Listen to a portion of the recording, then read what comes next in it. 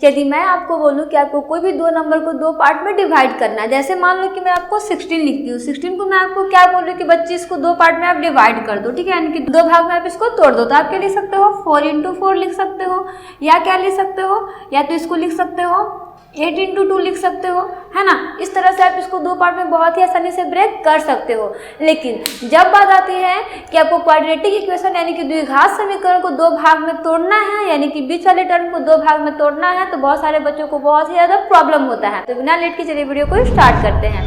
Hello everyone, welcome to bright IQ।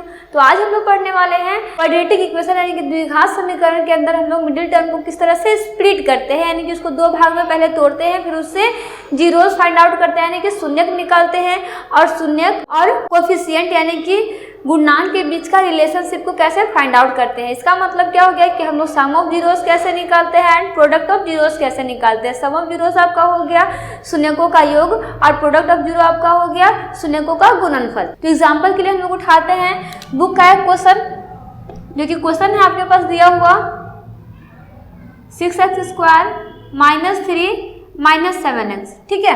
अब हम लोग को क्या करना है कि इसको with the help of middle term splitting हमको पहले इसको दो पार्ट में डिवाइड करना है, फिर इसके हेल्प से हम लोगों को जीरोस फाइंड आउट करना है। तो सबसे फर्स्ट स्टेप आपको क्या करना है कि पहले आपको इसको अरेंज करना है, यानी कि क्वाड्रेटिक इक्वेशन जो होता है वो किस फॉर्म में होता है। तो उसका फॉर्म जो होता है वो होता है ax² + bx + c = 0। इस फॉर्म में होता है। इक्वल टू 0 हो भी सकता है, नहीं भी हो सकता है, ये तो इक्वेशन होगा जाएगा आपका। तो आपका जो मेन होता है वो आपका इस फॉर्म में होता है ना, तो इसको इस फॉर्म में आपको पुट करना है। जैसे अगर मान लो देखो यहाँ पे x² तो है, लेकिन उसके बाद में x नहीं है, तो आपके पास क्या होना चाहिए, x² - 7x, उसके बाद में 3 होना चाहिए, ठीक है। तो इसको हम लोग क्या कर लेंगे, x² - 7x - 3 कर लेंगे।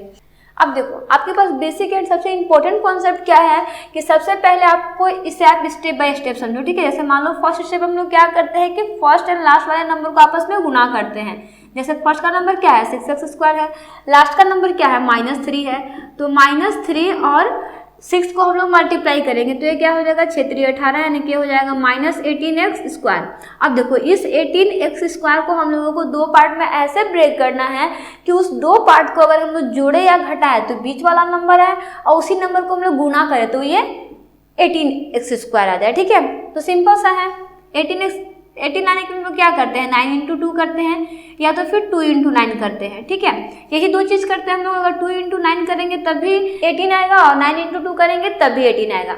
तो सिंपल सा हम लोग को क्या लाना है -18 लाना है, ठीक है। तो हम लोग क्या करते हैं यहाँ पे -9x × 2x करते हैं। अगर हम लोग 9 में 2 को गुणा करेंगे तो ये क्या हो जाएगा -18 हो जाएगा, x को x से गुना करें तो क्या हो जाएगा x² हो जाएगा, नहीं कि हम लोग इसको मल्टीप्लाई किया तो मेरा ये आ गया। और इस नंबर को अगर हम लोग जोड़ेंगे यानी कि -9 और +2 को हम लोग जोड़ते हैं तो इसका आंसर क्या आता है -7x आता है, जो कि मेरा बीच वाला नंबर आ गया। तो इस तरह से आपको बस दो स्टेप याद रखना है।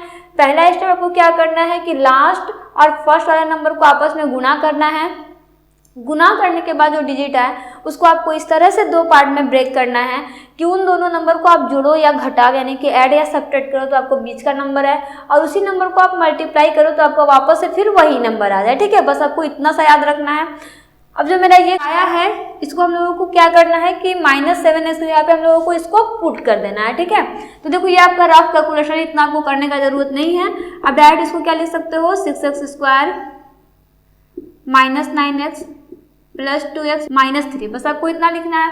अब देखो अब इसके बाद आपको क्या करना है कि इसको दो पार्ट में कॉमन लेना है। जैसे मान लो कि यहाँ पे एक पार्ट हो गया, ये एक पार्ट हो गया, ठीक है। अब इन दोनों पार्ट में आपको देखना है कि इसमें कॉमन क्या है। तो अगर हम लोग इसमें बात करें तो 6 को दो पार्ट में डिवाइड कर दो तो ये क्या हो जाएगा 2 × 3 हो जाएगा। 9 को अगर दो पार्ट में डिवाइड कर दो तो क्या हो जाएगा 3 × 3 हो जाएगा। यानी कि अगर हम लोग सिर्फ इन दोनों की बात करें तो इन दोनों में कॉमन क्या है, इसमें भी 3 है, इसमें भी 3 है, इसमें भी x है, इसमें भी x है। यानी कि अगर हम लोग इसमें कॉमन देखें तो मेरे पास इसमें से कॉमन नंबर जो आएगा वो 3 आ जाएगा और x कॉमन आ जाएगा, ठीक है। जब 3 और x को कॉमन निकाले तो अंदर क्या बचा, तो अंदर देखो मेरे पास क्या आ गया, यहाँ से एक ठो x आ गया बाहर, यहाँ से इसको हम लोग दो पार्ट में डिवाइड किया तो यहाँ से 3 भी ले आए, तो अंदर क्या बचा मेरे पास 2 बचा और एक x जो है वो x बचा। ठीक है, अब नेक्स्ट हम लोग इसमें देखते हैं, तो इसका 3 एक तो बाहर आ गया लेकिन एक तो 3 बचा हुआ है ना, तो ये क्या हो जाएगा -3 हो जाएगा, क्योंकि x तो हम लोग बाहर निकाल चुके हैं तो x तो यहाँ पे नहीं होगा, सिर्फ क्या हो जाएगा 2x - 3 हो जाएगा। सिमिलरली अगर हम लोग इधर देखें तो इसमें कुछ भी कॉमन नहीं है, यहाँ पे 2x है, यहाँ पे 3 है, यहाँ पे भी x नहीं है, यहाँ पे भी 2 नहीं है, तो हम लोग तो कॉमन इसमें कुछ भी ले नहीं सकते हैं, तो सिंपल सा क्या करेंगे इसमें हम लोग कॉमन 1 ले लेंगे। अगर किसी भी नंबर में कोई नंबर कॉमन ना हो तो कॉमन क्या होता है 1 होता है, तो यहाँ पे क्या हो जाएगा 2x - 3। अब देखो इसको तो हम लोग सीख लिए, ये भी बहुत आसान है, बस आपको दो पार्ट में इसको डिवाइड करना है, इसमें से कॉमन निकालना है। लेकिन एक चीज आपको याद रखना है कि जब भी आप नंबर को कॉमन निकालोगे तो आपको दोनों ब्रैकेट का नंबर जो है वो सेम होना चाहिए, ना तो वेरिएबल चेंज होना चाहिए, ना ही कांस्टेंट चेंज होना चाहिए, ना प्लस और माइनस कुछ भी चेंज नहीं होना चाहिए। ठीक है, तो अब देखो हमारे पास दो फैक्टर्स क्या बनता है, तो 3x + 1 एक फैक्टर्स हो गया ये, उसके बाद में 2x - 3 एक फैक्टर्स हो गया। अब इन दोनों फैक्टर से हम लोग क्या निकालते हैं, शून्य यानी कि जीरोस निकालते हैं। जीरोस निकालने के लिए हम लोग क्या करते हैं, तो सिंपल सा है 3x + 1 किसके इक्वल हो जाएगा, 0 के इक्वल हो जाएगा, क्योंकि हम लोग को क्या निकालना है, इससे 0 फाइंड आउट करना है। नेक्स्ट 2x - 3 = 0 हो जाएगा। इसको अगर करें तो ये हो जाएगा 3x = -1, x = -1/3। इधर करें तो ये हो जाएगा 2x = 3 यानी कि x = 3/2। तो इस तरह से हमारा दो शून्य यानी कि दो जीरो जो है वो क्या निकलता है -1/3 और 3/2, ये दो हमारा क्या हो गया जीरोस हो गया। अब देखो इस तरह से आप क्वाड्रेटिक इक्वेशन यानी कि द्विघात समीकरण को बहुत ही आसानी से सॉल्व कर सकते हो। सिंपल से आपको क्या करना है कि आपको ये दो स्टेप जो है वो स्टेप याद रखना है, आपको उसको दो पार्ट में डिवाइड करने के लिए याद रखना है, और आपको इसमें से कॉमन कैसे निकालना है वो याद रखना है। अगर 2-3 क्वेश्चन आप इस तरह से बना के प्रैक्टिस कर लोगे तो आई थिंक कि आप बहुत ही आसानी से इस क्वेश्चन को बना सकते हो। अब देखो हम लोग इसकी हेल्प से जीरो तो निकालनी है, ठीक है, ये तो जीरोस हो गया। अब हम लोग इस जीरोस की हेल्प से निकालने सीखे किस तरह से हम लोग इसके सम को निकालते हैं, यानी कि सम ऑफ जीरोस निकालते हैं एंड प्रोडक्ट ऑफ जीरोस निकालते हैं। तो चलिए हम लोग इसके हेल्प से ही, इसी क्वेश्चन की हेल्प से हम लोग उसको भी फाइंड आउट करते हैं। तो बहुत ही सिंपल सा है। सिंपल सा कैसे है, क्योंकि हमारा जो दो जीरो निकला उस जीरो को हम लोग क्या लेट कर लेंगे, अल्फा लेट कर लेंगे। सो हम लोग यहाँ पे लिख सकते हैं हेयर अल्फा = -1/3 एंड बीटा = 3/2। अब ये अल्फा बीटा हम लोग क्यों लिए भैया, ये अल्फा बीटा क्या होता है, तो अल्फा बीटा बच्चे हम लोग इसलिए लिए ताकि हम लोग बहुत ही आसानी से इसके sum of zeros and product of zeros को फाइंड आउट कर सके, इसलिए हम लोग इसको लिए हैं, है ना। अब देखो यहाँ पे हमारे पास कुछ और होता है, ए होता है, बी होता है एंड सी होता है। अब ये ए, बी और सी क्या है, तो ए जो होता है वो हमारे पास इक्वेशन दिया हुआ है ना, ये इक्वेशन मेरे पास बना है 6x² - 7x - 3। तो मैं आपको क्वाड्रेटिक इक्वेशन क्या बताती थी कि क्वाड्रेटिक इक्वेशन जो होता है वो किस फॉर्म में होता है, ax² + bx + c के फॉर्म में होता है।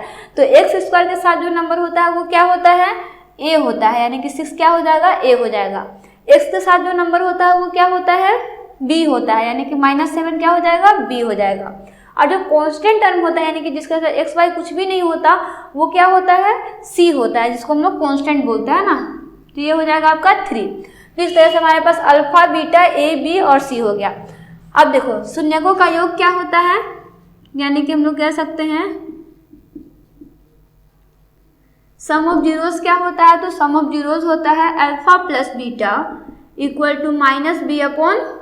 अब ये b/a क्या है, तो देखो यहाँ पे b जो है -b जो है वो b क्या है, तो वो है x का कोफिशिएंट यानी कि x का गुणनांक है -7 जो कि क्या है b है। उसके बाद x² का कोफिशिएंट यानी कि x² का गुणनांक 6 है जो कि क्या है आपका a है, ठीक है। तो वही यहाँ पे अल्फा + बीटा = होता है -b/a। ये दोनों क्या होता है आपस में इक्वल होता है, ठीक है।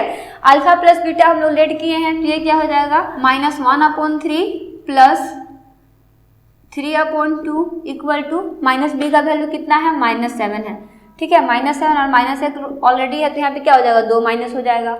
a का वैल्यू कितना है, 6 है। अब देखो अगर हम लोग इधर सॉल्व करें इसको तो यहाँ पे आप क्या देख रहे हो, यहाँ पे अगर आप इसको करोगे तो ये इससे मल्टीप्लाई होगा, ये इससे मल्टीप्लाई होगा, ये दोनों आपस में नीचे में मल्टीप्लाई होगा क्योंकि इसका एलसीएम तो नहीं निकलेगा, है ना। तो हम लोग क्या करेंगे -2 + 9/6। इसको कैसे कि समझ आ रहा है ना, 2 को 1 से मल्टीप्लाई करेंगे तो -2 हो जाएगा, 3 को 3 से मल्टीप्लाई करेंगे 9 हो जाएगा, और 3 को 2 से मल्टीप्लाई करेंगे 6 हो जाएगा। इधर में आपका क्या हो जाएगा, प्लस माइनस मल्टीप्लाई होकर के माइनस हो जाएगा, यानी कि क्या हो जाएगा 7/6 हो जाएगा।